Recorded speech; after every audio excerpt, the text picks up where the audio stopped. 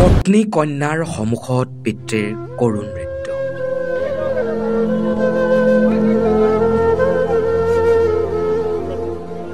ছোৱালীৰ বিয়াৰ বজাৰ কৰিবলৈ গৈ ঘৰলৈ ঘূৰি নাহিল আৰু পিতৃ। এক শোকাব পথ দুৰ্ঘটনাত অকাল মৃত্যুৱে সাৱটি ললে পিতৃ।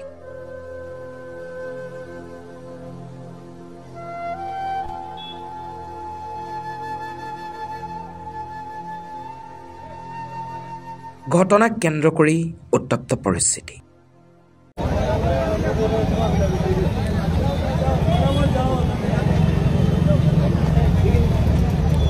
এক মৰ্মান্তিক হৃদয় বিদাৰক ঘটনা, যি ঘটনাৰ বিৱৰণ শুনিলে আৱেগিক হৈ উঠিব আপোনাৰ হৃদয়। এনে এক পথ দুৰ্ঘটনা সংঘটিত হৈছে শিলচৰ মণিপুৰ সংযোগী ৰাষ্ট্ৰীয় ঘাইপথৰ ৰংপুৰত। মৃত লোকজনৰ নাম মইনুদ্দিন লস্কৰ, ঘৰ ওদাৰবন্দৰ হলগঙাত। জানিব পৰা মতে মইনুদ্দিন নামৰ লোকজনে নিজ পত্নী আৰু ছোৱালীক লগত লৈ বিয়াৰ বজাৰ কৰিবলৈ আহিছিল শিলচৰত।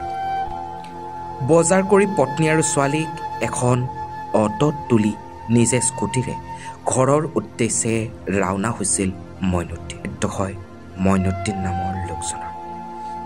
এইপিনে দুৰ্ঘটনা সংঘটিত কৰি জগন্নাথ ট্ৰেভেলছৰ বাছখন পলাই যায় যদিও আৰক্ষীয়ে কাছাৰ বাছকান্দিৰ পৰা আটক কৰে বাছখন। আনহাতে এই দুৰ্ঘটনাৰ পাছতেই পৰিস্থিতি কিছু উত্তপ্ত হৈ পৰিছিল যদিও ঘটনাস্থলীত আৰক্ষী উপস্থিত হৈ পৰিস্থিতি নিয়ন্ত্ৰণ কৰে আৰু মৃতদেহ উদ্ধাৰ কৰি মৰণোত্তৰ পৰীক্ষাৰ বাবে শিলচৰ মেডিকেল কলেজ হস্পিটেললৈ প্ৰেৰণ কৰে।